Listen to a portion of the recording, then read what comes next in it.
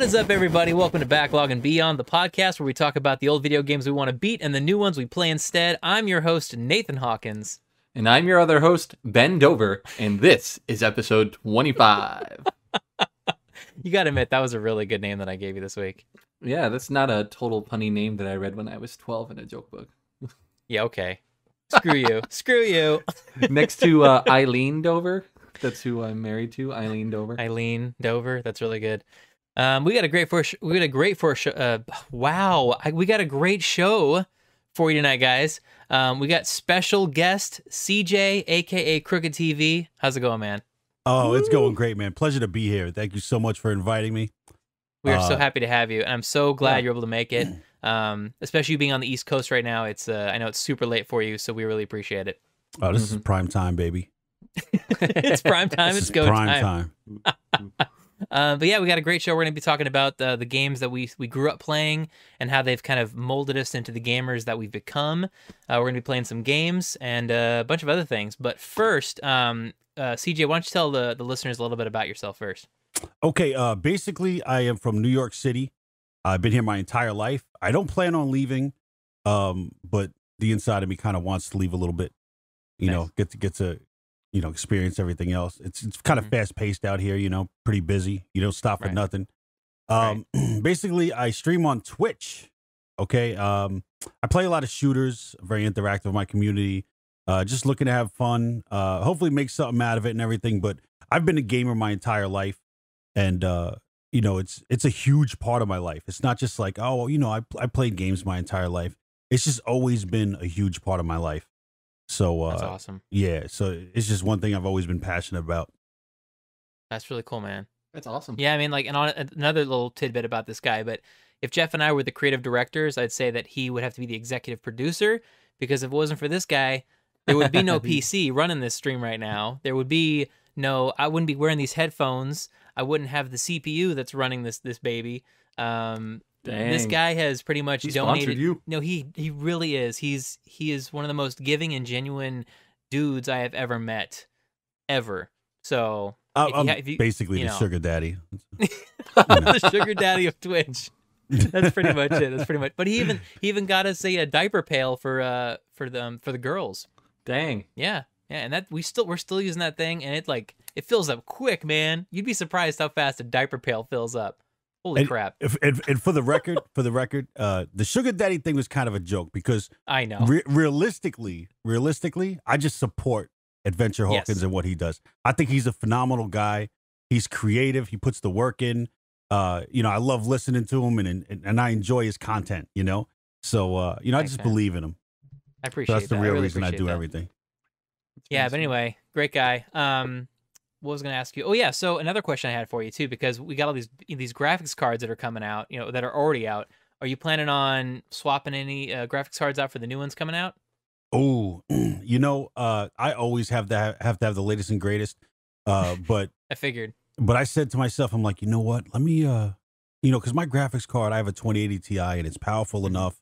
Right. It's good to go. So I said, you know what? Let me just save my money and just, ride it till the wheels fall off. There you go. And I got some exciting news just the other day. A friend of mine wanted me to build him a computer. And he's not a hardcore gamer, but he wanted something capable. So I said, you know what? The new 3 Series graphics cards came out, but you can't get any. He went and bought a RTX 3080 off of eBay for $1,800. And then and just yesterday or 2 days ago, I forget exactly when, he says, you know what I'm going to do? When you build me this computer, you could take the 3080 and just give me yours. No way. I was like, what? What, dude? And he's already fronting up the funds for the fantasy league, because we run a fantasy league that's like 15 years strong. And, Man. He's already fronted up the funds because I'm building on the computer, and then he's going to go ahead and swap that out for me. So I'm blessed. That was such a blessing. That's karma, man. That's karma right there. You've been doing so many good things for so many people in the Twitch community. You deserve that, man. That is excellent news. I'm so happy for you. That's great. That's great. One last question for you. What is your favorite video game of all time, and why? Oh wow, jumping right into it. Heck yeah. All right. This is really hard, man, because I'm such like a generational guy. You know, I've been around for a while. Right. I'm not old. So, you know,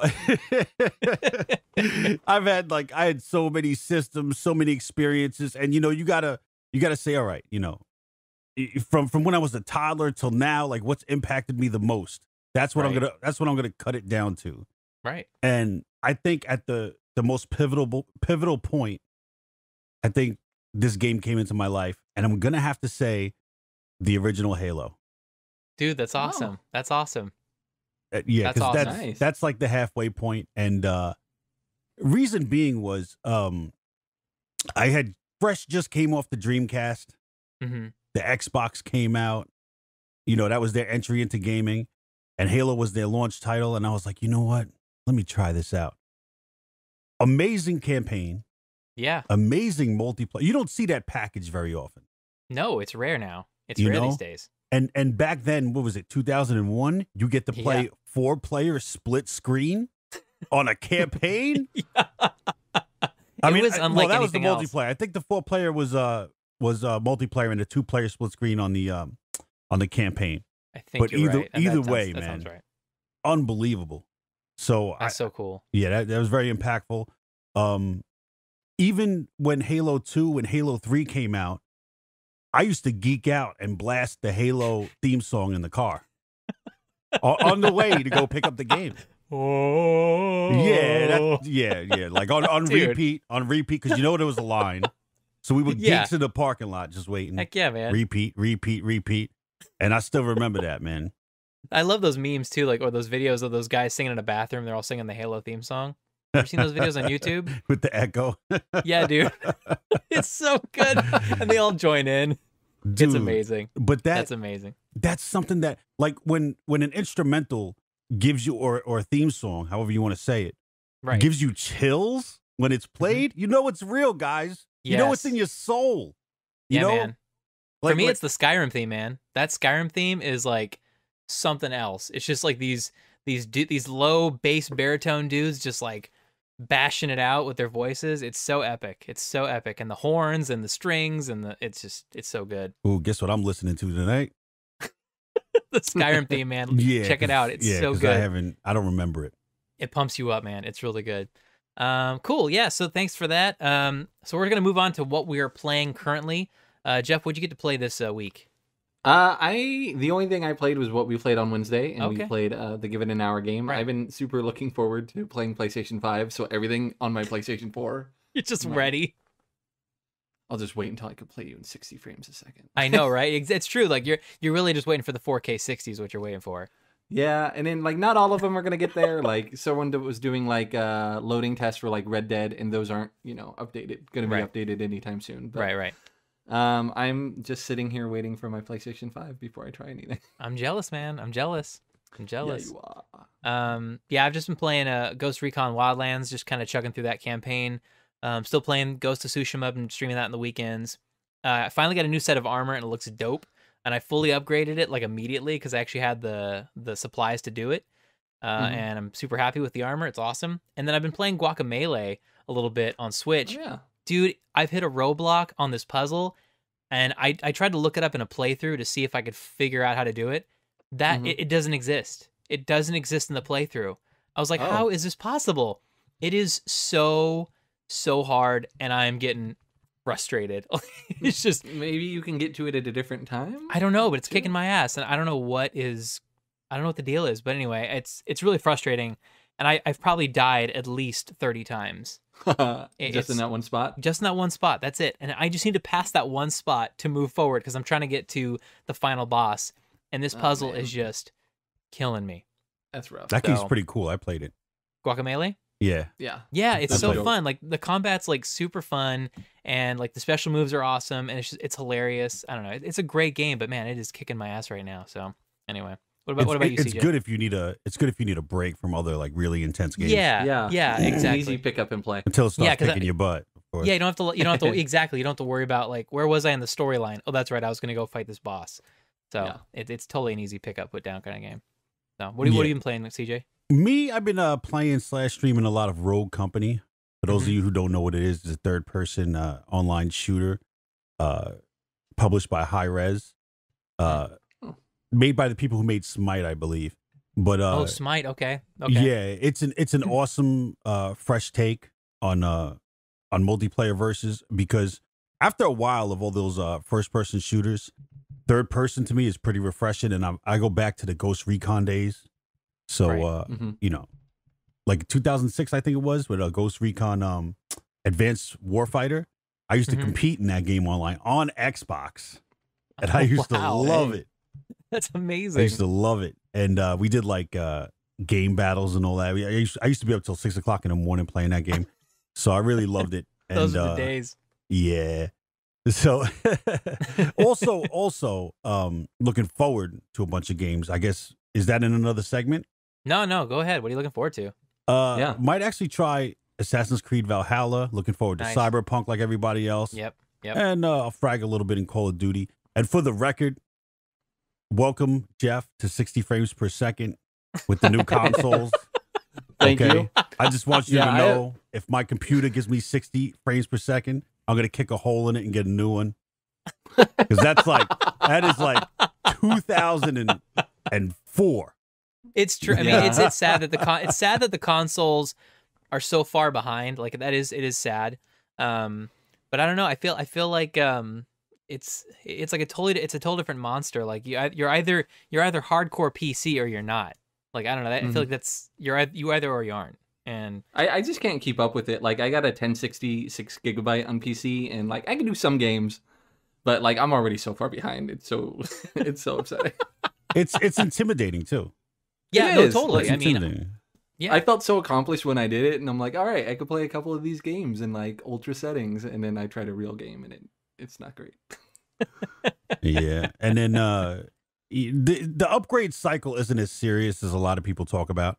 Oh, if I get this PC, I'm gonna have to upgrade all the time. Blah blah blah. Right. It's really nothing crazy. Most people, their PCs last almost as long as a console. Right. I was gonna say there's a way to future-proof PC. It's just you just got to know what you're doing, because if you don't do the research, then you could totally just screw yourself. I think financially and in many ways graphically, performance-wise. Like, you really have to know what you're looking for. Whereas the beauty of these consoles, you buy a box and that's it. It's done for you. It's like buying like an Alienware PC. It's like, all right, I spent $3,000 on this Alienware PC. I'm done. But it's not obviously the smartest way to PC buy. Obviously, I mean, this PC I'm running, you shopped this out for like $400 or something. It was crazy. It was like super cheap. it was a budget build. It gets things done too, right? No, totally. It works. It works fine. I think I've only crashed a couple times, like when I'm trying to like mess around with like Chroma King Jeff on Zoom. But other than that, it runs beautifully for streaming. That's what I wanted it for. So it's that super budget build. Exactly, but it's amazing. So anyway, cool. That's what we've been playing this week. We're gonna be moving on to the news real quick. Jeff, what do you got for the news this week? Actually, I'll tell you what. I'll start with my news, because my news is not probably as exciting as yours. You handed me the good news this week. I did hand you the good news. So we actually got a chance to look at the PS5 DualSense controller, and seemingly it looks like there is a possibility that the faceplate on the front is removable. So there's like this video that surfaced on YouTube from this guy. I think it was what's his name? John Glassick. He just basically easily pops off the black portion of the faceplate. He literally just pops it off. So this kind of insinuates that people may be able to customize the PS5 controller at some point. Or you probably can just like send the plate to somebody that could probably paint some really cool designs on it and stuff. So that was pretty neat. But nothing spectacular if you're getting an Xbox or if you just play PC. Well, I mean, they got to do something cool, right? Oh, of course, yeah. I mean, also the plates are the plates themselves on the actual console come off easily as well. So it does seem like Sony's going to be doing some customization stuff that you can probably purchase and then just pop stuff in and out and interchange it, which would be great. Instead of having to buy like a special edition every time, it'd be a lot cheaper. So. I think that's pretty smart. Just in case Sony's like, hey, listen, they just released a game and it runs at 40 frames per second. Let's get some custom faceplates out. They'll never know. They'll never know. They'll never know. Fantastic. That's cool. Jeff, what about you? It was announced yesterday or 2 days ago. I think it was yesterday. They're doing the for us Mass Effect Legendary Edition, which is a compilation of the first 3 games, not a remake. Right. And there's no release date for it yet, but it will include all single player and DLC content for all 3 games. It is not confirmed whether or not owners of the PC one will get the free upgrade, because I do know some Steam games, if they do a remaster, you get in for free, like on BioShock. That happened. Right. So that would be dope for those people. Those are games I've never picked up, but always wanted to play. I've only played Mass Effect 1, and I actually enjoyed it. I enjoyed the time with it. But I think when you try to go back to Mass Effect 1 now, I heard it's kind of clunky. So maybe if it's like, if they've kind of upgraded a little bit, maybe there's some, I don't know, better controls. I don't know. But I do want to play the rest of the series. I hear that it's like one of the best trilogies ever. I don't know. Have you played any of these, CJ, in the Mass Effects game? I have. I've played for a few hours on Mass Effect 1 because I really liked the demo when it came out. Oh, yeah. And I played, like, believe it or not, you guys always see me playing shooters and things like that. But I've beat games and I've played games. There was a point in my life, you know. There was one moment where I used to play games. I had an attention span at one time.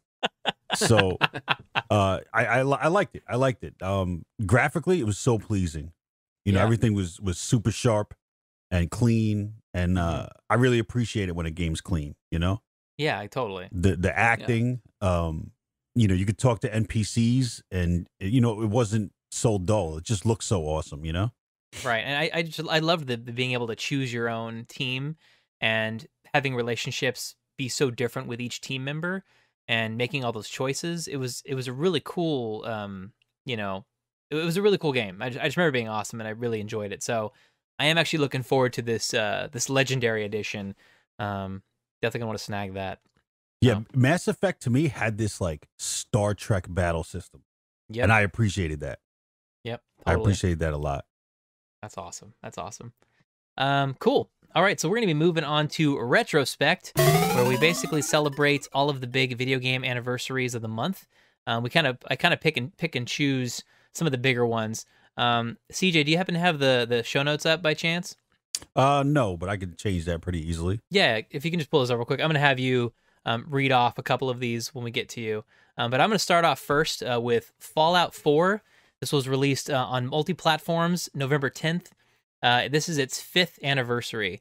And we basically read some fun facts based on the game. So a couple of fun facts on this guy, Fallout 4.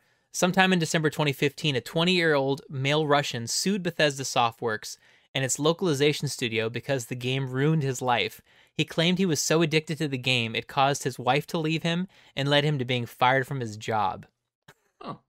Like, did he win? I don't know, actually. I didn't look into it further, but I was like, seriously, this guy thought Fallout 4 was so good that he needed to sue?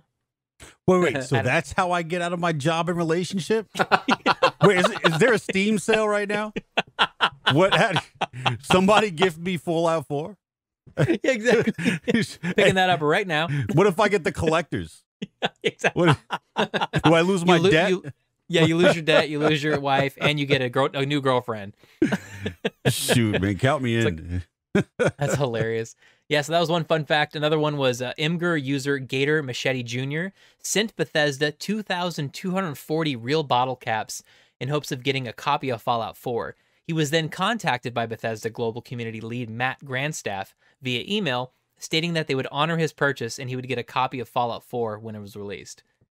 So that was kind of cool. But, like, time out. Hold up. Whoa. He couldn't just buy the game? What is he live in Kazakhstan? I don't know. I don't know the context of this story. 2,240 bottle caps to get a game? How many sodas did he get for that? Yeah, I was gonna say it's a lot of money for soda. I mean, you know the currency though, the Fallout currency, right? Like it's all bottle caps. So that's what it is. Okay. Yeah, so it's an inside joke. It's the Fallout currency. So he sent the bottle caps, and they're like, "All right, this guy had a lot of bottle caps just laying around. We should just give him a copy of the game for being that dedicated of a soda drinker or whatever he's drinking." You know what I mean? Yeah, that works. So anyway, so that's Fallout 4. CJ, you got the notes up? Yep. Cool, man. I want you to read us off the next one. All right, this one's from Call of Duty Black Ops. 10th anniversary is November 9th. In Nuketown, the purple house outside the map's boundaries is a replica of the house from the TV show The Brady Bunch. I did not know that. I was like, wait, what? You remember Nuketown, right? Remember that, Matt? Yeah. Oh yeah. Yeah. You can't forget it. They kept bringing it back. Yeah, Every right. time they released a new Black Ops. Oh, Nuketown. Call of Duty Mobile. Guess what map's out? Nuketown. If you're watching us on Twitch right now, Jeff's got up the Brady Bunch background for his video. That's perfect. That's where I knew Jeff from. That's exactly the Brady. He was Alice the whole time. Yeah. I wish. What's the other one? All right. During the final mission, one of the soldiers helping you is named Sergeant Pepper. This is a reference to the Beatles album, Sergeant Pepper's Lonely Hearts Club Band. There you go. I thought that was interesting. I was like, okay, well, that's. I'm assuming that anybody that knows the Beatles saw that and they're like, oh, that's funny. Yeah, that one was a little on the nose. Yeah, exactly. It's like, oh, they literally just took that from the Beatles album. So anyway, fun fact of that one. All right, Jeff, take away the next one. All right. So the next one, 15th anniversary being celebrated for Mario Kart DS for the DS, released on November 14th, 2005. Fun fact for this one, the kiosk demo Retro Cups were named SNES, N64, GBA, and GCN Cup, and they only featured the courses from the corresponding consoles. Assuming I'm meaning I assume that means each of the courses were originally from those games. Right. Mario Kart Exactly. games. Yeah. Exactly. That's awesome. But that was interesting. I was like, okay, but I really appreciated that one because if both of you had a DS, but only one of you had that game, you could still play together. Right. Exactly. Oh, look at that. I just got a notification from Zoom saying, running out of time? We've removed the 40-minute time limit on your group meeting. Oh, love it. I forgot about that. I paid, now I feel like an idiot for paying for premium. Yeah, that sucks. Although the beauty about premium is you don't have to have the code every time people have to enter. Oh, no. That's the way that's what I think. But anyway. Just saying awesome. that Jeff went all Brady Bunch on us, and all of a sudden there's free minutes. Yeah, exactly. All of a sudden, free minutes. Look at that. Oh my god. All right, next up we got Banjo-Tooie for the N64. It's its 20th anniversary. Full fun fact about Banjo-Tooie. 3 of the characters in the game, Chris P. Bacon, Old King Cole, and Bullion Bill, were not actually named by Rare, but by members of the British public. Nintendo Official magazine in the UK held a competition where the winners would receive a copy of the game once it hit shelves, as well as a signed poster and their suggested name being used in the final game. So that was the most interesting one I could find. And even then it was like, okay. that's only slightly interesting. But anyway. All right, moving on. Go ahead, CJ. All right, Donkey Kong Country 2 Diddy's Kong Quest, November 21st to the 25th. According to the game's composer, David Wise, an attempt was made to make the SNES emulate the sounds heard on the Roland CR-78, used by Phil Collins for the song In the Air Tonight. Most notably, the beginning of Bayou Boogie sounds strikingly similar to the beginning of In the Air Tonight. I just imagine. I don't think I've ever played Donkey Kong Country 2, to be honest. I've never played it. Did Phil Collins have any other songs? I mean, that song is just so iconic. It's just, he did that in the Tarzan soundtrack, and that's it. Yeah, no, it's so true. That's right. The Tarzan soundtrack. He's done 2 things. That's it. Oh man, that's it, man. In the Air Tonight. That's it. That's all amazing. He did. Yeah, that's it. That's all he did. That's all he needed. Now I need to go play Donkey Kong Country 2 just so I can hear this and be like, oh yeah, that's In the Air Tonight. Yeah, it's gonna be in the air forever. Yeah, exactly. In the air forever. All right, Jeff. Now that song can live forever. Hit us up with that last one. Last one, celebrating its 30th anniversary, Super Mario World was released in Japan for the Super Nintendo. In the Super Mario World and Yoshi Island developer interview with Nintendo, Takashi Tezuka stated that Mario was originally going to ride a horse instead of Yoshi. However, it felt out of place for a reptile world and was changed to look both like a crocodile and a turtle. A similar concept was almost given to Mario in Super Mario 64, but was later given to Link in Ocarina of Time as Epona? Yeah, it's Epona. Zelda. Oh, Epona. Can you imagine if Mario would have never had, if Yoshi wouldn't have existed, it would have been a horse? You know, I don't even know how they thought of putting a horse in a reptile world. That would make sense. Yeah, that would have been a real screw up right there. Yeah, I mean, put a horse in there.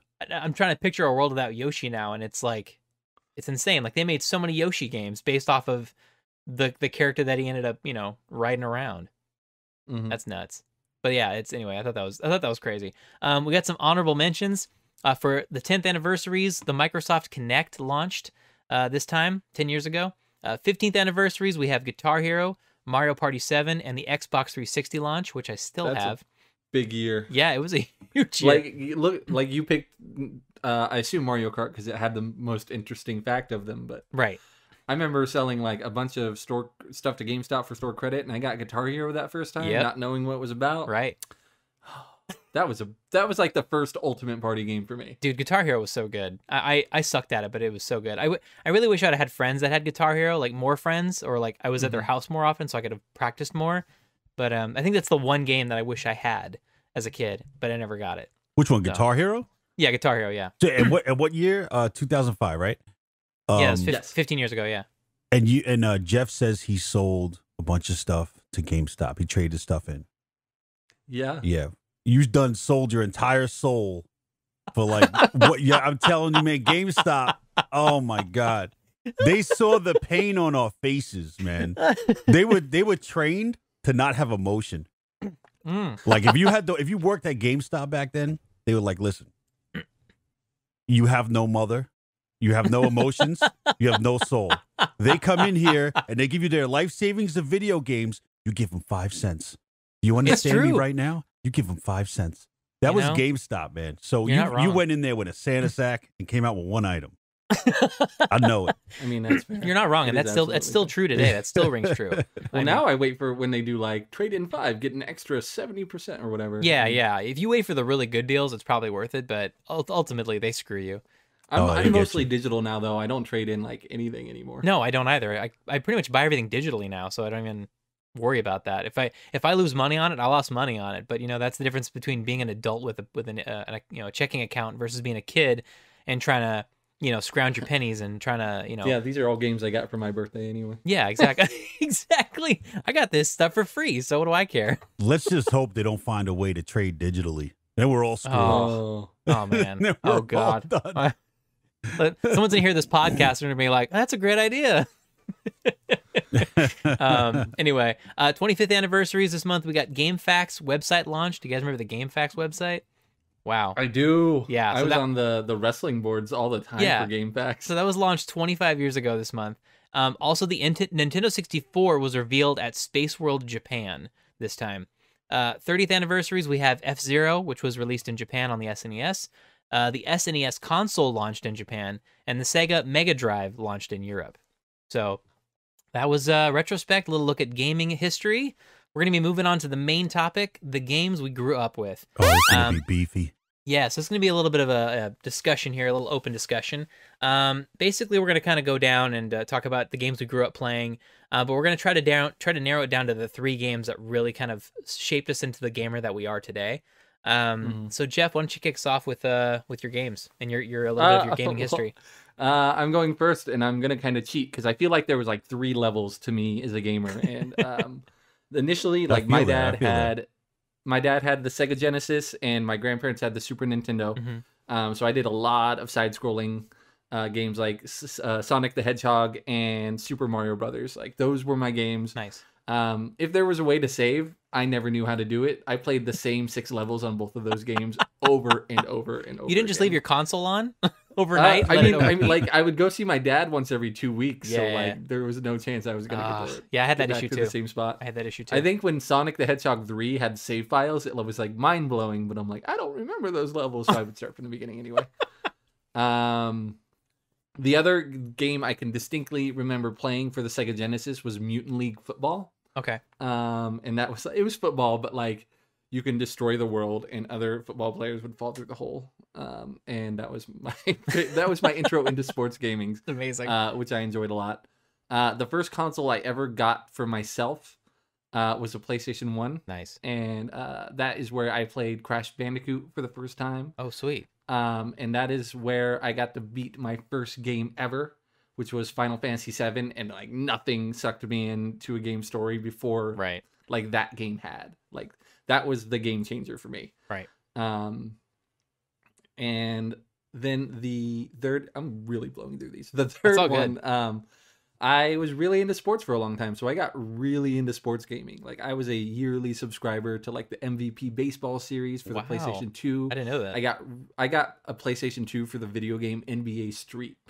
I fell in love with the stylized basketball games. I was a huge Michael Jordan fan. Dang. And then it was mostly basketball and baseball, though I did dip into some Madden, and I played those as well, and that really got me into like games that you could pick up and play for 10 minutes and be good. Right. And not have to worry about constantly pushing through a story. Right. So for not being able to really extend it into as many words as I thought I'd be able to, those were like the 3 eras of my gaming that kind of led to the tastes that I have today. Yeah, and how do you think those transitioned like over to what you're playing now? Like how does that transition look? I mean, Final Fantasy VII got me into that kind of storytelling, and I think I look for something where I could fall into those characters, whether it be in video games or in movies. Like I look at character and relationships between those characters before I look for anything else when I look for a narrative story game. Gotcha.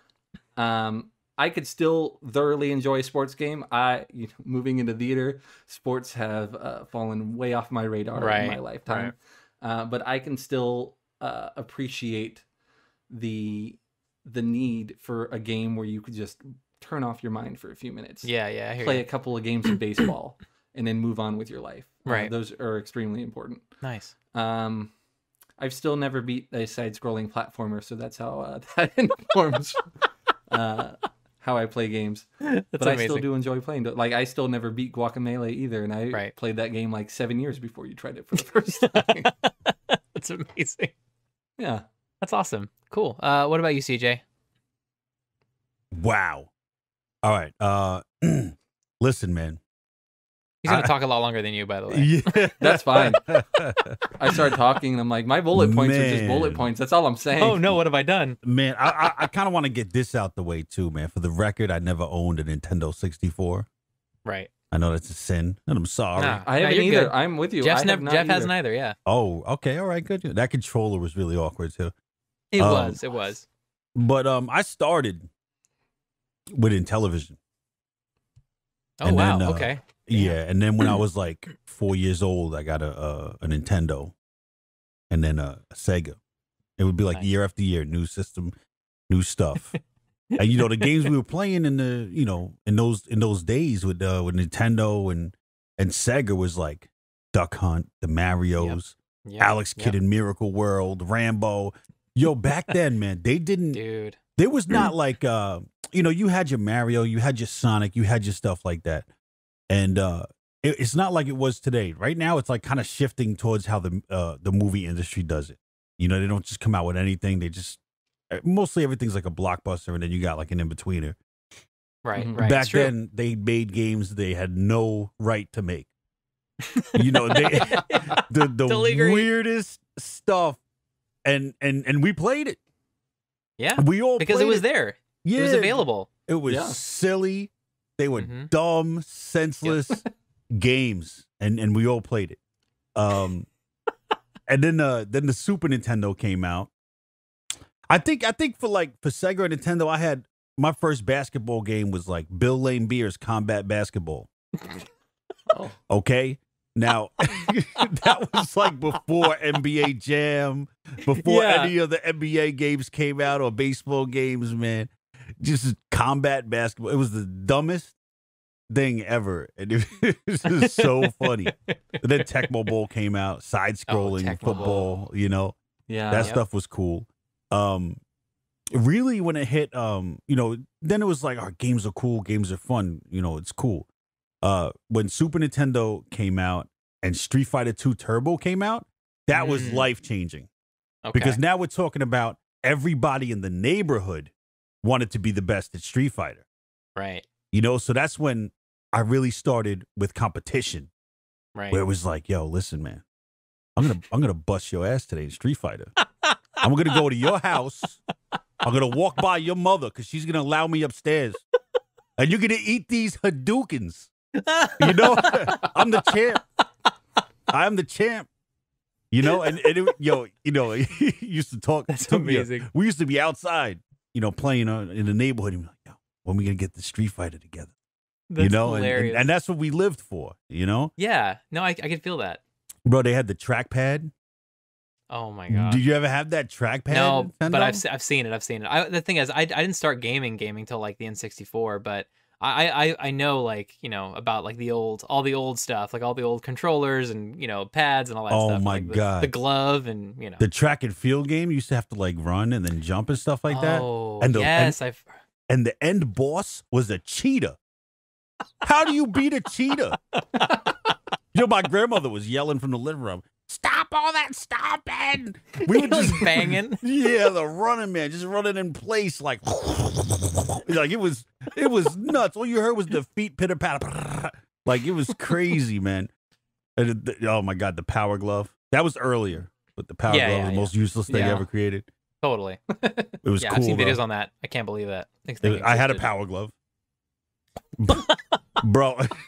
Had everything. Oh bro. my god. We had the You're the first person I met. the super scope. You ever heard of the super scope? No, but it sounds familiar. It was a bazooka, the Super my Nintendo. God. A bazooka. And you played one game with it. It was like robots flying, and you just aimed at them and shot them, and it was a giant bazooka. Though it was big. It's hilarious. That's amazing. So Street Fighter started me off on like being competitive and stuff like that. And then the next competitive game I'm gonna have to say was GoldenEye 007. Nice. That rings a bell for everybody. I know it for a fact. You get Definitely. that golden gun, Dude. and we did it on the worst controller in the world, the Nintendo 64 controller. That controller's my rough. It is. It was insane, but we did it. Even though I didn't own one, there was always a friend that had one, and we got all competitive with it. Right. But all that stuff was great, living through all that and everything, and then you graduate towards other things. Dreamcast was huge for me. Okay. Dreamcast. First game out with the system was Power Stone, but it was just all about the graphics. It was just a little beat 'em up game. And then came like Shenmue. Oh, Shenmue. I loved Shenmue. I used to. Nice. All my friends called me corny. I stayed home and played Shenmue. They just didn't know. Whatever. They just didn't know. And then they came out with the memory card. Like if you wanted to play football, NFL 2K, they had a memory card in the controller that showed your plays. It had an LCD screen. So you and your friend are sitting in the room. They can't see the play you selected. You know what I mean? Okay, yeah. I've heard of this. Yeah, so that was really cool. Yeah, that was sweet. You can make your plays without having them to see. That's right. I do remember this. I thought Dreamcast. If I have to go back and say what was my favorite system, I'd have to say it was the Dreamcast. Wow. Okay. All right. Panzer Dragoon, Phantasy Star. I played so much on there, man. That's awesome. It was unbelievable. So that really, that I think that's really where I peaked with the Dreamcast. Nice. Because everything else, we were kids and we just played video games, and half of the stuff didn't even make sense. And then Street Fighter was the only one that was like really, really cool. And then with the Dreamcast, well, some of the Nintendo 64 experiences helped with with the GoldenEye, the Star Fox, and all that stuff. That stuff was cool. Oh, Star Fox. The last Zelda game I played was on either Nintendo or Super Nintendo. Sorry, not sorry. Nice. And I know it's amazing now, but I just never got into it. Yeah. But yeah, man. The Dreamcast was insane. And then right when the Xbox hit, the original Xbox, right, that's what blew the doors open on first person shooters. Right. No, totally. That's where it all kind of just really it opened up big time. And that's when I started to get into computers. Oh, okay, interesting. So, and when I got into computers, it was Kingpin: Life of Crime. If you look that up, it's like a versus first person shooter, and you frag, like you shoot someone with a shotgun, their leg flies off wherever you hit. It was amazing. That's amazing. They had mods for it where you could get skins like Spider-Man, Punisher. You just did your own thing, like That's so cool. Yep, I got this into looks that. familiar. I'm actually looking at like some quick video screenshots, and this looks so familiar, but I've never played this. But it looks like I feel like I've seen this, or at least seen the cover or something. Yeah, the online multiplayer was as visceral as Soldier of Fortune. I know you've played Soldier of Fortune. Yes, I have. Yes. Yeah, wherever you shoot somebody, that thing is gone. Head, Yeah. arm, leg. It's so good. It was beautiful. Yeah. So that's when I started getting into computers, and Nice. there's a huge story behind it, but I don't want to take up all of your time. That's So that's fine. Well, I knew a paralyzed guy, right? And I used to go over there once in a while, and he was in his wheelchair, but his living room, he had a computer, and this is like, we're talking about the early 2000s. All the computers were that beige, that gray that turned into beige, Yo, oh my God, I had that. My man had the command center. Oh wow. He had the command center. He had speakers all over the place. He had the giant monitor, and he had the computer, and he was telling me about how he built it and he runs games on it, and that that's when I got into the Kingpin and stuff. And I didn't have a computer myself, obviously. That didn't come till later. But then he showed me Far Cry. When Far Cry came out, and that broke me. I gotta have it. I gotta have it. Right. So from then on, I was still a console guy, but I had the goal of eventually, learning how to build a PC and playing on PC and stuff, which eventually I did. Clearly, yeah, you were determined. Yeah, I was really determined, but it was those experiences because I was a hardcore gamer, and coming from console and the evolution from 2D side scroll, and now I'm all the way into arenas. With these with FPSs now, Right.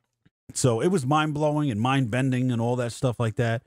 But that really changed, where I was at in terms of what I thought about gaming and how much I wanted to get, how deep I wanted to get into it, with technology wise, to improve the experience, That's awesome. And but I stuck with Xbox and everything, and eventually, I was self-taught. I taught myself by picking up magazines. That's so cool. Like PC Magazine and stuff? So many magazines, dude. That's amazing. Just a bunch. And I learned how to build computers. And then, boom. When the first Crysis came out in 2007. Crysis. The graphics. Dude. Oh, that was leaps. That was leaps. Well, I went to, they had an expo. Because the E3 is all the way in Cali and everything. They had an expo in New York City in the Javits Center. It was called Digital Life. Okay. So I met up with a friend of mine that I played with on Xbox. This was the first time we ever met, and we met up at the expo. His name was Joey Juice. Right? I still got him on Facebook. Juice. That's amazing.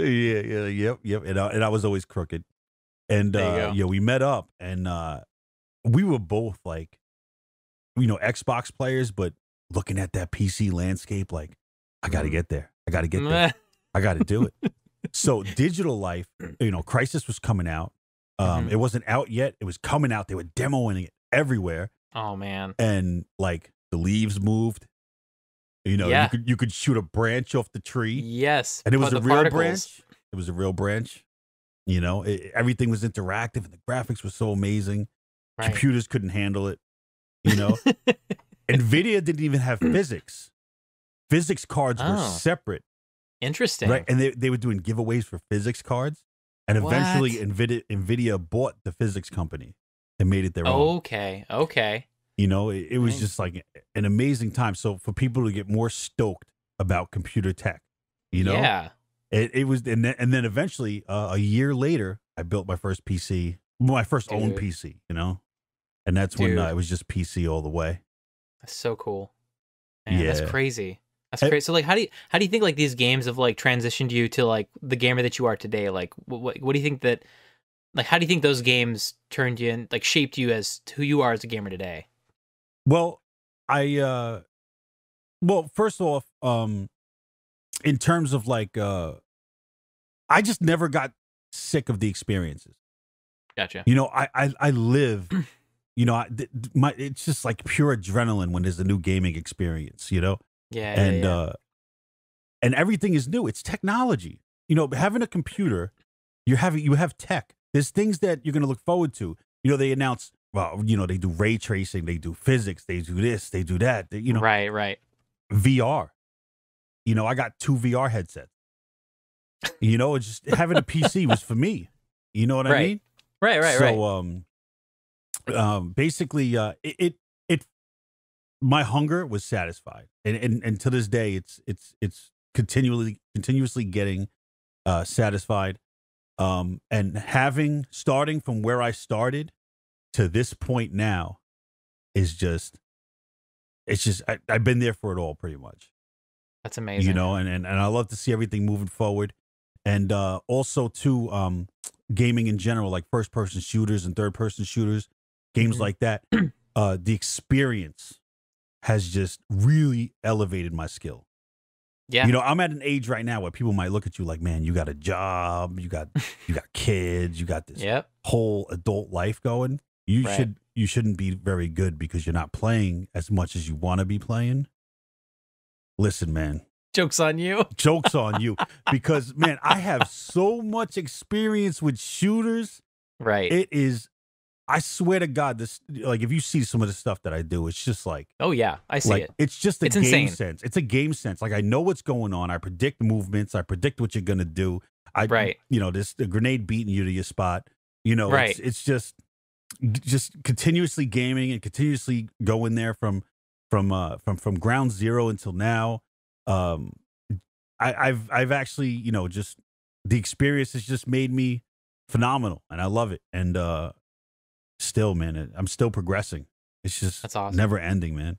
That's so cool. Yeah, no, I've watched your streams and it does become second nature when you play shooters that long for that, you know, for that amount of time. I can imagine it's just second nature. That's the only way to describe it. Like I used to play shooters all the time, and I got pretty decent at like all the Battlefield games, SOCOM. Like those are my jam for the longest time. But eventually I just kind of fell off the market with like all of my online buddies. Like I didn't have time for gaming online anymore, and the competitive stuff just kind of fell off the wayside. That's kind of how I got into the story stuff. But I guess I'll just transition into mine. I guess it's gonna be hard to follow up that because that was an awesome story. I'm glad I went first. Everyone already forgot what I said. Well, Jeff spoke. Exactly. Yeah. Jeff's here? No, Jeff's Yo. next, right? Yeah. Man, and also too, What's up? I tend to find things that I like in games, and I really roll with it. Like lately, I've been playing a Rogue Company, right? And I use a rogue who has a baseball bat, and you know you could beat somebody with a baseball bat. Yeah. But in this game, you could also throw it. I've right? seen you throw that thing. It's insane. Oh, I probably have It gets about air. 400 kills with throwing the bat. I've even gotten to the point where I ricochet it off of walls and hit people behind cover. And it's all God. calculated. Yo, in Crisis 2, they had a multiplayer, right? And it was like a 6v6 multiplayer. And in Crisis, you have the super suit and you can go invisible and stuff, right? And there was a multiplayer map with the with cars. It was a parking lot. You know what I mean? And it had the outside and stuff too, but everybody was in the parking lot, right? And your suit also harnessed powers, you know, extra strength. That was one of the abilities. Dude, Right. I used to go fully invisible, cloaked, wait for somebody to walk by a car, and I would kick the car into them. So the car would either run them over or crush their body against the wall. Yo, that's all I lived for in that game. I didn't even want a gun. Yeah, no. Why I would didn't you? even want a gun. I just wanted to kick cars. I was praying for that map every time. Wait for that timing. That's amazing. Yeah, if there was another map with just one car in it somewhere, I was behind that car just waiting You were there. for some idiot to walk by. That's amazing. That kill cam must have been great. Like, you gotta be kidding me. Oh, they had a kill cam. Yeah, it was unbelievable. That's so good. Nobody liked it though. I wouldn't have. I wouldn't have. That's awesome, man. Yeah. So moving on to my stuff. You know, my parents are divorced, so my dad was the one with all the consoles. You know, he had an NES, he had a Sega Genesis, and I every chance that I had when I was at his house, I'd play those. But again, I had Jeff's issue where I only had like a weekend to beat an entire game. So I kind of ran into that constant cycle of never beating a side scroller, like ever. I don't think I've ever beaten a side scroller from the Sega Genesis or the Nintendo era, like ever. Yeah. It was just impossible. But when my dad got a PC, that's when things started changing for me because I was able to play the games that I didn't have to beat, essentially. The big one for me was The Sims. Dude, I was so stoked for that game. I was Oh, like, wait, big facts. you Big can facts. you can Yeah. you can make people have like kids and get married and go to work and like build the house of your dreams. I was like, this is insane. I can create like these amazing stories and just let my imagination fly, you know? And my sister and I would fight for PC time over that game. Like we would each take like 2 hours and just take turns on that thing. And that's all I would do every weekend at my dad's house was play The Sims. It opened up my creative side. I think that's what got me into like simulators, like survival simulators, any kind of sim basically where you have like this open-ended kind of experience and you can kind of make your own story. I feel like that's kind of carried with me up to this point today. Like I even took the photo album feature in Sims and I would make like full-on comic books. I would take snapshots of the characters and like have them have dialogue and like full-on scenes and sequences. Like I was making still films basically with The Sims. Oh man, you know why like- your dad had The Sims, right? He was like, all right, woman, you want to screw me? I'm going to go start a family with the neighbors. And then I'm going to buy another house next week and make another family. Right. can't It's do true that anything you could about like, dude, I tortured so many people in The Sims. Like I locked them in basements. I drowned them. I did you're some a vile human. dude, I did some dark stuff, man. Like it I was didn't bad. take you as that kind of guy. Hawkins. No, I did some dark stuff as a kid. My experience was to make the girl I had a crush on, make them fall in love, and then I stopped playing the game. Well, that's the thing. Yeah, exactly. Like I would play The Sims for maybe like I would play up until the point of where I got bored, and I'm like, all right, I'm done with this family. I'm gonna make a new family, make a new house. But I guess that's just my attention span. Like I can't do something for too Wow. long if there's nothing interesting enough that's being added onto it. But like as they added the games, like Sims 2 is probably my favorite Sims game of all time, just because of the Back to Business DLC they came out with. I created like an Irish bar, and the two brothers that ran the place lived upstairs in an apartment. It was so fun, man. They'd be up till like 3 a.m, serving drinks, partying it up, like getting drunk, and then they go to bed and do it all over again the next night. It was so fun.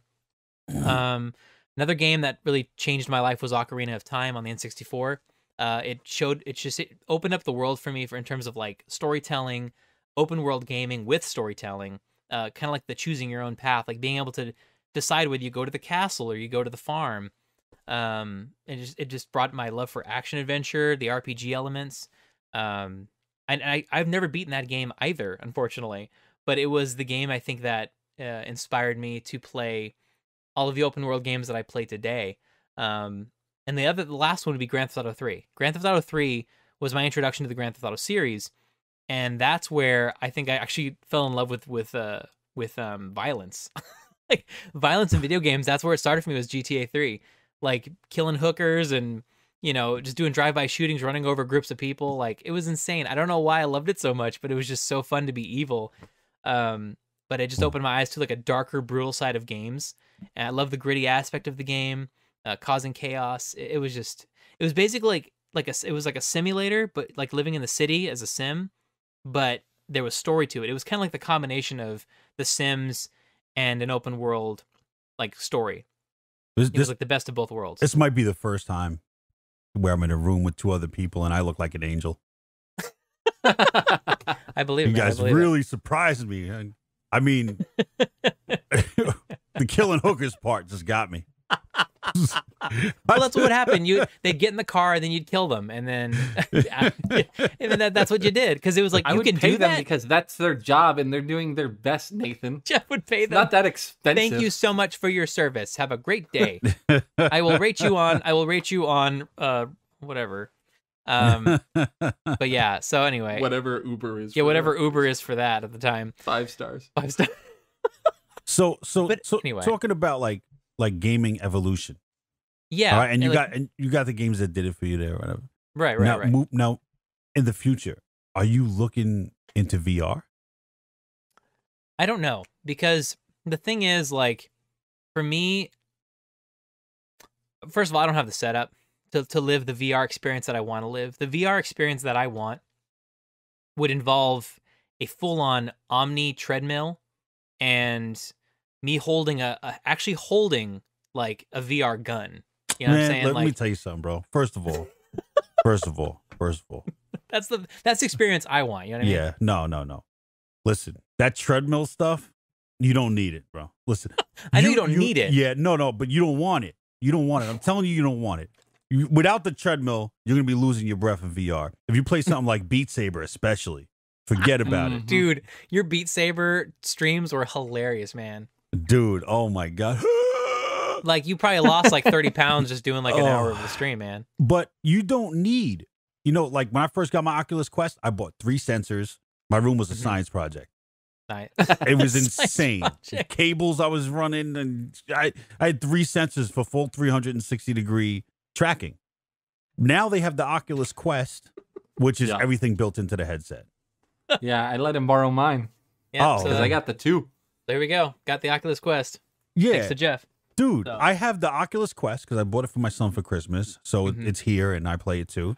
I have like a battery pack that goes on the back, just for longer lasting battery and counterbalance because all the weight's in the front of the headset. Right. Yeah. And, I have it modded with headphones and everything. It's actually dope, especially now. If you have a computer, you could hook it up to your PC and it's powered by your graphics card. Oh, so that's you insane. get the full Oculus regular system. You get the full Oculus results. You know what I mean? You can play the games, in full Oculus glory. But have you been playing it or no? No, I've yet to set it up. I want to try it out this week. That's my plan. But I'm gonna start looking into it and playing around with it this week. So I'm actually excited. I'm excited to start testing I want it to out. have him try at least Beat Saber and Moss along with a couple of the games to get you like acquainted with it. If you want to pick up a gun, I was addicted. I was addicted to Onward. When I played, I've heard about that. When I played Onward online, the first map that I got thrown into was a neighborhood, little suburban neighborhood, and I swear to you, the size of me, my soldier with my gun and everything, I walked up to the house and the door was the size of me. Oh, damn. It was that real. The scale was that real. That's insane. I remember I played it on stream and I laid down because I wanted to go prone. That's amazing. Took a second to get up. It wasn't like pulling your pants up and stuff. All right, one second. I thought it was going to be as fast as Call of Duty, but it wasn't. It took me a second to get up. Nobody clipped it, so I'm glad. Now I wish I would have clipped it. But it really blew me away that they actually pulled it off. When you play that, if you play Onward and you go online, you might get discouraged for a little bit because you got to learn the controls and stuff like that. Right. And there's really nothing telling you really. So you have to really dig into it for a good couple hours. And then you're gonna be like, wow, VR really is bloody amazing. All right, it really is. I'm gonna have to check it. I'm gonna have to look into that then because that sounds amazing. Yeah. That sounds like right up my alley, basically. It's just the start too, man. It's gonna get crazy. Did you play Saints and Sinners yet? No. I've heard that though. What is that? That's the Walking Dead game that they just released for the Quest, and I heard it's incredible. I was thinking about picking that one up for Nathan to try, but if you don't do VR, it's really hard to like jump into a game where there's movement. So I'll definitely look into picking up Onward too, though. I was talking to a friend earlier, and he's still using the original Oculus. And I haven't seen him in a while, so I was working today. I was driving my bus, and I saw him in his Dodge Challenger trying to pull out of a parking lot. So I cut him off.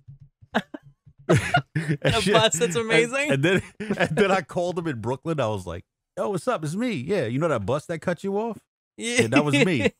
I haven't seen you in a while." So we were talking, and he's playing Star Wars Squadrons on his Oculus. Yeah. So he's playing with the headset, and he's using a flight stick.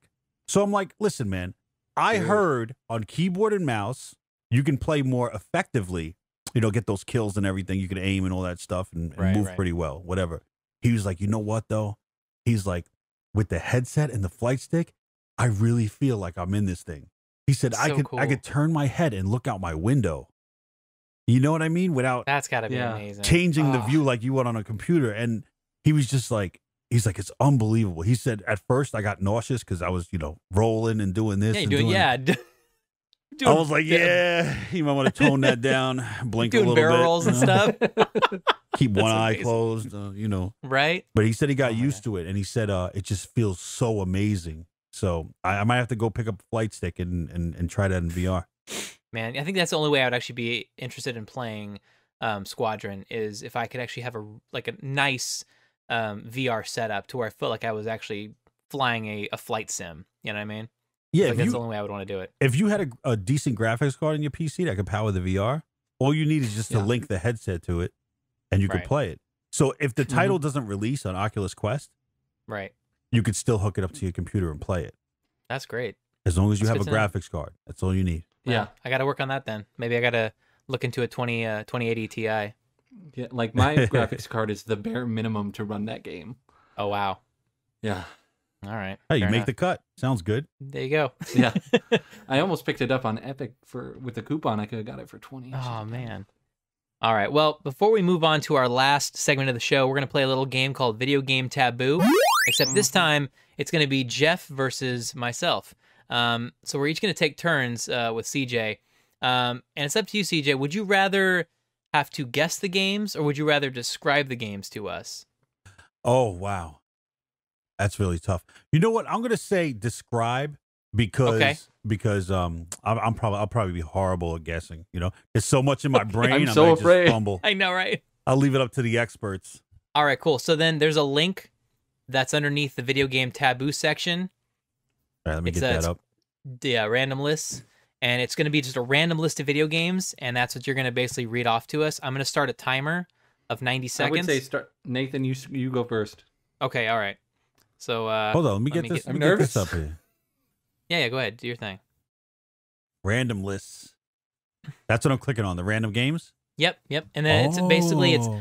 that there's going to be like 8 games that you see, and you have to describe those to me, and I have to guess those games. And the one with the most the only wins. rule is you just can't say one of the words in the title. Yeah, so you can't say any words in the title to describe the game. Everything else is off, everything else is good. Okay, hold on. Let me because you could refresh and you get a new Correct. Yeah, correct. if you hit rerun on that page, it gives you a new list. Right. yeah. right. So that's what I'm doing until I feel a little comfortable. Because Cool. I haven't necessarily played everything. That's fine. And if you have to describe things with like words like sounds like wolf, or or if you have to describe like an animal on the cover or something, like if you have no idea what the game's about and you can figure out how to describe it a different way, that also works, and that's totally fine. All right, cool. Just hang tight for a second. Yeah, all good, man. And we're putting a lot on you here, man. Man, I can handle it. I can handle it. I mean, I know this. Of this, I am sure. But don't feel like you have to keep, shuffling around until you find like 8 games that you can do properly. Yeah, I could probably do 2 and refresh again and get another 2. He just writes down 8 games that he likes. Yeah, all right. Oh, this is easy. That's amazing. Yeah. I'm almost there, guys. All good. Yeah, this will be the first time Jeff and I have actually gone against each other in Taboo. Mm-hmm. Because we were going to have a fourth person on, but he wasn't able to make it because of work, unfortunately. Stupid word. Having jobs. I know, right? Being essential and stuff. Okay. I'm not essential. Okay. So now I see a game, right? And I Mhm. have to I just have to start describing it, and one of you guys will guess it, and that's a wrap. No. So we're going to take turns. So you're going to start probably describing to me first, and then once time is up, we're going to tally up for my points, and then when we're done, you're going to do it with Jeff. Or I'm going off script here. We could see which one of us names it first. We could do that too. It's up And we to could you. do it once. We could do that too. It's whatever you want to do, Jeff. Oh, I can go either way. Whatever CJ wants to do. Honestly. Honestly, Okay. let's do the take the turns. Okay. Let's see. So CJ, let's see how many we can So I get take it back. It's whatever in Nathan in wants. 90 seconds. Yeah, exactly. I'm the host. Okay. All right.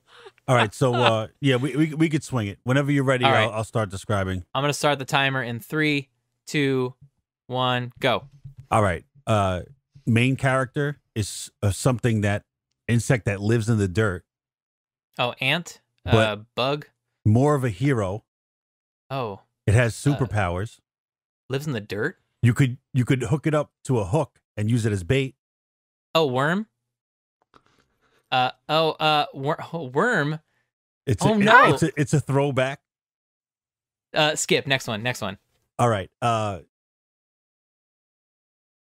Characters from Nintendo and a bunch of other games. Brawling. Super Smash Brothers. Got it. All right, cool. Next one. All right. This one, I've seen somebody that can move things without touching them, like a telekinetic power. It's fairly new. Oh, Control. Got it. Okay, next. A demon/devil slayer. Oh, Bloodborne. Sort of like Dragon Soul. like retro music hype, big kind of devil. Like you're a real big slayer. It's an original. Hades. No. No, dang. Also, next one. Okay. Just go next. Skip. Next one. Post-apocalyptic. A spin-off from a favorite post-apocalyptic franchise. Last of Us Part 2? No, spin-off. Walking Dead, Telltale series? Very famous game. The where Walking you're in Dead? a shelter and you go out and you look Fallout for stuff. Shelter?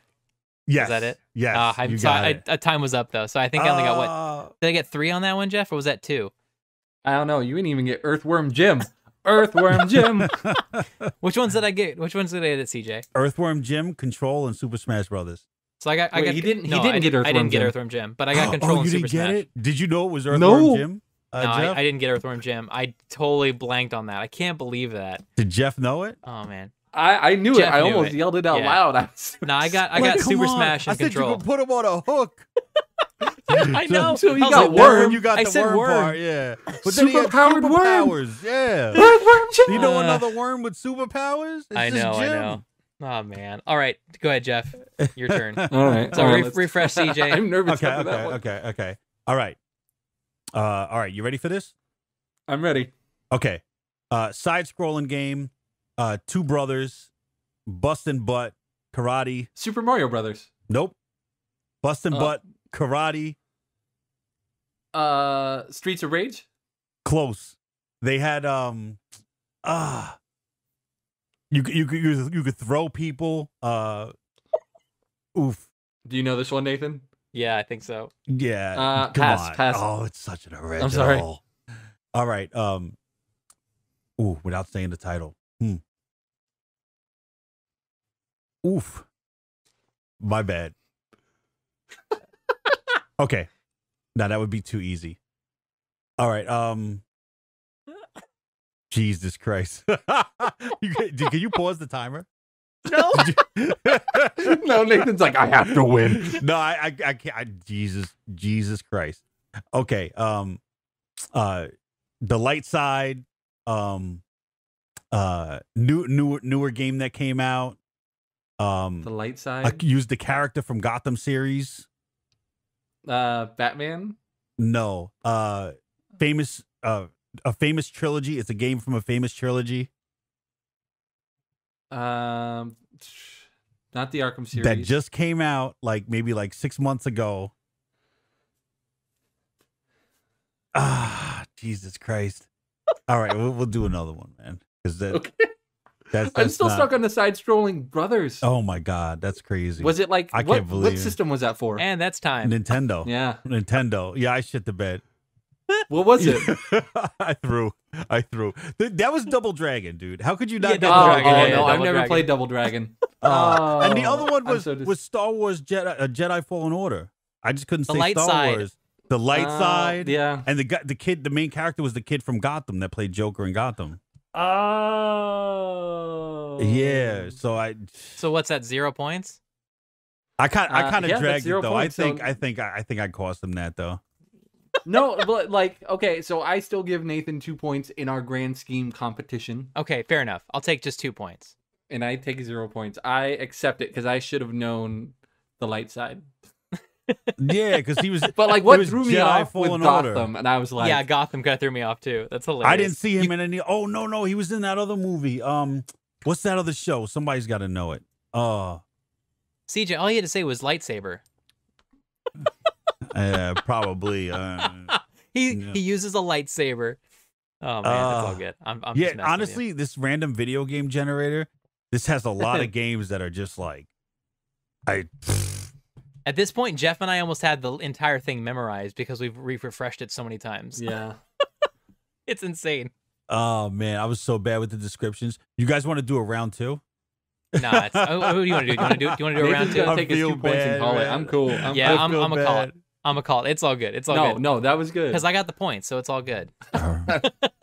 If you got more than 5, I would have been like, all right, listen, Redo.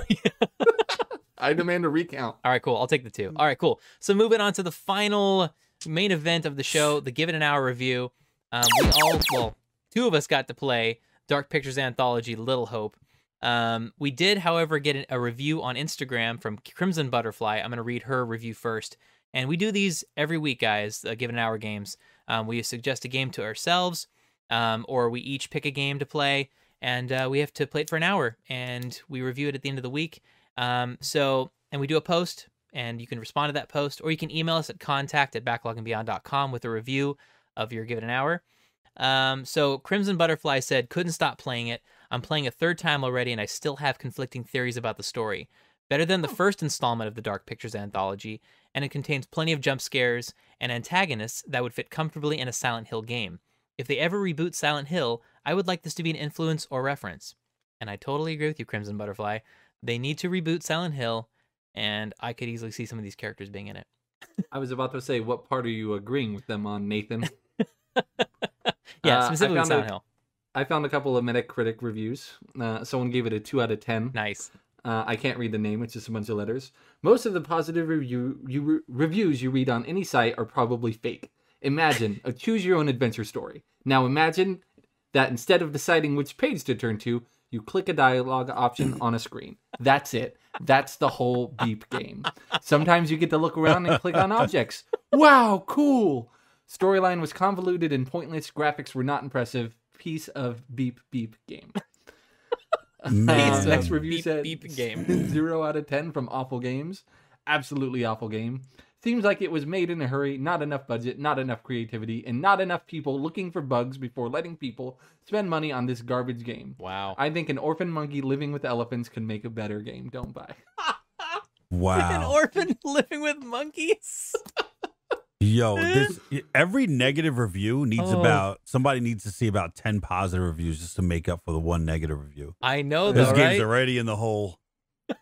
Deep. It's so true. Oh my god. All right. Most of the negative That is reviews are deep. just angry. That was and I really funny, appreciate though. that. That was great. Thank you for looking those up. I appreciate it. You're welcome. So Jeff, why don't we start with you? What do you think about the game? Because Jeff and I played this on Wednesday. We actually streamed this as well. Yeah, and we played Man of Medan together, Mm-hmm. and we really enjoyed that one. Right. A lot of the game we were together and speaking to each other, and then speaking to characters in the same room, and it really felt like our stories were Yes.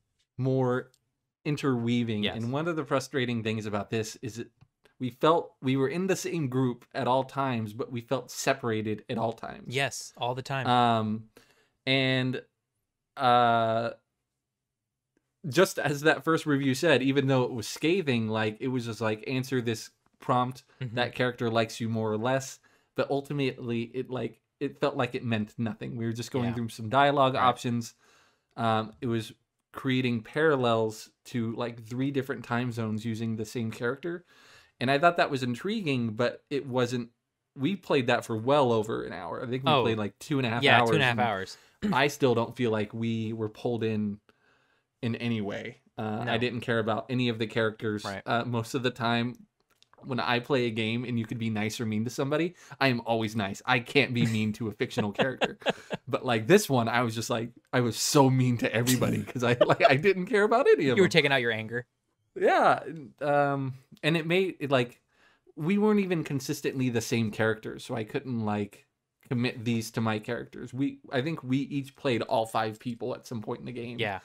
And it didn't, because we're each allowed to make choices as that person, it is no longer our own. Right. Right. No, totally. And I feel like it lost some of it in there because we can't maintain the same relationships if we're both playing the same person. I don't know. Right. No, I totally agree. I mean, honestly, it was really hard to follow anything while streaming because I'm talking to chat, I'm talking to you, and there's just so much dialogue constantly happening, and there's just so much story that's being thrown at you all the time that you don't have time to actually just stop talking and listen to what's actually going on and paying attention, because you really do. Like we were constantly separated, with our characters, and we never played the same character more than once consistently. So you really had to pay attention when you're Mhm. playing co-op. I even like missed jump scares because I was too far away from your part of the group. Like I heard jump scares, but I never saw them. And you're like, whoa, that was creepy. I was like, wait, what happened? I heard a jump scare, but I didn't see anything. Yeah. And I feel like I missed so many opportunities to explore, read documents like that maybe gave more context to the story because you were doing your own thing and that's totally fair. But like how is the other character supposed to like really get immersed in the world and really explore and search around the area for things? It was just impossible to do that. I mean, the game I thought looked okay. Yeah. The characters looked a little robotic at times. That was my biggest Mhm. gripe with the game. Was Especially their eyes, which you pointed out. yeah, the eyes are the biggest thing. But ultimately, I feel like it just this game is so hard to play when you're playing with somebody else and you're having a conversation. Like ultimately, the best scenario for this game would have been we both played it and we didn't talk to each other the entire time. Yeah. Like that would have been the only best scenario in this game. I don't like it. The story didn't even, my side of the story didn't even catch me enough for me to want to continue playing without Yeah. having you there next to Interesting. me. And I don't like games when it relies too heavily on you reading things as you're going on. Like Right. it's all look at the story instead of like feel and see and experience the story. It's like pick up this piece of paper Right. and this file to read up so that you know the context going in. Right. Right. And that shouldn't be the case. Like you shouldn't have to read a piece of paper to understand context. Yeah. Can I ask you what made you choose that game? This was Jeff's I choice. chose it because we had such a good time cooperatively playing the first one. We And did. There's not a lot of story-based experiences that we could play together. A lot of them are Right. shooters, and we don't get to experience a full narrative together. And I remember thoroughly enjoying like specific parts in the last game where like Nathan's character was hallucinating and saw something very specific, and I'm like, no, don't shoot, that's me. That like the tension that we felt Right. while experiencing it together in different ways was a huge grab for me, and I thought that would carry over, and it did not. Right. Man, least so far. when I saw when he posted that for me to check out that game and give it an hour, I looked at that I'm so game. glad you didn't. I was like, what the f- is this shit, man? The trailer was bad. The trailer was bad. I listen. I went to YouTube. I looked at this thing. I Good, looked at yeah. the I looked at people were like this thing sucks, and I looked at it and I was like, you couldn't tell it sucked. Look at this shit. Are you kidding me right now? It's just I'm not playing it. I'm sorry. I'm so glad you didn't, dude, because I didn't do it. If you spent money on that game, I would have been like, we're reimbursing. No, we you. would have. We totally would have reimbursed your ass because that is not worth $30 at all. I mean, Not even I really don't do spoopy stuff anyways. Right. But like I enjoyed Phasmophobia, so like I enjoyed Resident Evil back in the days, and I've played other spoopy games like in my history or whatever. Right. Yeah. But that shit was trash. I looked at You're that's not the wrong. first I like- thing that came to my mind, and I didn't even play it.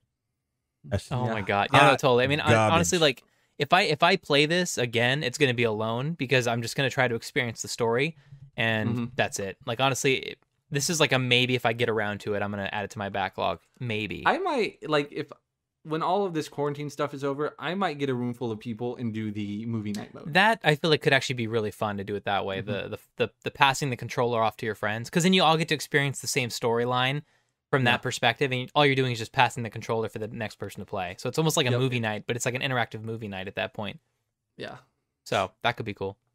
Yeah. So we're looking to move in the next 5 to 6 months, and Great. hopefully when we have our roommate with us, we'll be able to like get into it and do like a legit movie night out of it. But I don't know. The story's got to like that review from Instagram. Something's got to happen that we didn't get to yet to pull me in, because what we played was garbage. Yeah, I know. It's so sad. But you know what? At that point, just give it up, because then what happens? Because then what happens, right? You're like, you know what? I feel like I have to go progress further into it, Right. just to try to look to see if there is something. I don't want to miss it. I don't want to be premature about my decision and miss it, and I don't judge it fairly. And then you're just gonna get disappointed because that never happens. There's no climactic point, I do think that's the beauty of Give It an Hour is like we're giving it a fair shake, and if it's partially or a lot of the game's job to get you pulled in to want to stay in for longer than that. Right. And it shouldn't be my responsibility to be like, well, I'm gonna give it longer. Yeah, and, yeah. You shouldn't be see feeling where it like you takes have to make it work. Like the game, that's the game's job to do that, not you. But I mean, Yeah. I don't know. I feel like like the game's only supposed to be 4 hours long, and we played 2.5 hours. So really, like, what's another morning? You know what I mean? Like for me, that's how I feel about it. But anyway, Yeah, I mean, there's something like this, and there's something like the Outer Wilds yes. that I never went back to, but something about like the concept Yes. made me want to push through. Mm-hmm. But I don't. Yeah. Yeah, no, I hear you. So anyway, there you go. There's our reviews for Give It an Hour. What are we playing? Did we actually decide what we're doing this week, Jeff? I don't think we You decided. told me you were gonna pick a game for both of us to play because it's your week to decide if there's a game for us to play. Oh no. I didn't. All right, what I'm gonna say is we are going to play some VR together this week. Okay. And you're gonna share your experiences. Okay. We're gonna give VR at least an hour this week. Okay. I like that idea. That Mhm. sounds good. What's that free VR game that all the kids play? Jeff should know this. Free. There's VR. I mean, I see VR chat a lot. No, it was Or Oculus Quest. yeah, I always play it, but I forget the name of it. You go in and you can play paintball and stuff and mini games. Oh, Rec Room. Rec Room. Rec Room. Yeah, I've heard of that one. I think you should let him rock in some Rec Room with the paintball. That's a good idea. Just to start him in some arena play a little bit. It was actually right. really goofy fun for me, you know? Yeah, I left me logged in, and Rec Room's one of the games that we could play at the same time, even though we're on the same account. So that's a good one to try. So Okay, cool. I'll put that on the list. Cool. So looks like we're gonna be playing some Rec Room this week. Yeah, we may not figure out how to stream it. Like, have you, CJ? Have you streamed from the Quest? Not from the Quest, but I've done it, hooked up to my computer Through and I your use PC. OBS, yeah. I never Alright, done got it from the Quest, no. Yeah, I don't know if I'd be able to Okay. do that. I think I'd have to hook a cable up or some crazy stuff. I don't know. I probably couldn't set it up soon enough to actually get it streaming, which I'm not too worried about streaming it. I just want to try it out. So Yeah. either way. Cool. Well, Cool. that is all the time we have for today. Thank you so much for everyone for listening. And just as a reminder, we are live right now on Twitch, and we're going to be doing this show moving forward.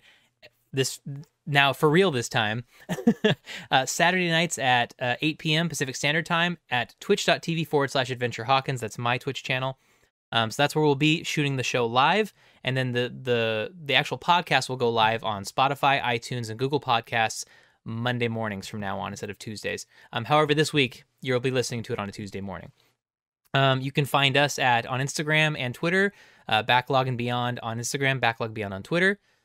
Jeff, where can we find you? You could find me on everything now. Zavadabadoo, ZAVADABBADOO. Sweet. CJ, where can everybody find you? And people can't even spell my name correct. Oh, dang, Jeff.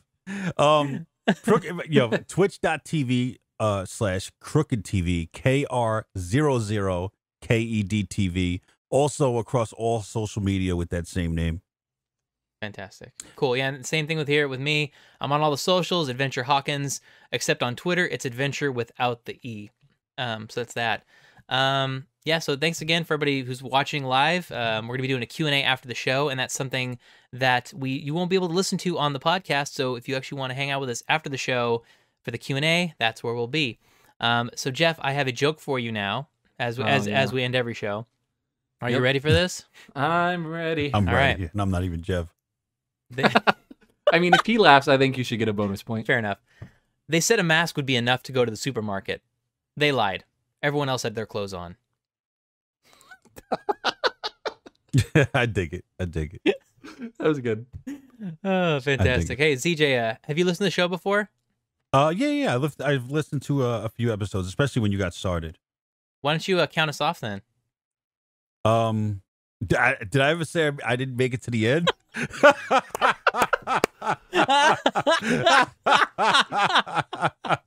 5, 6, 7, 8.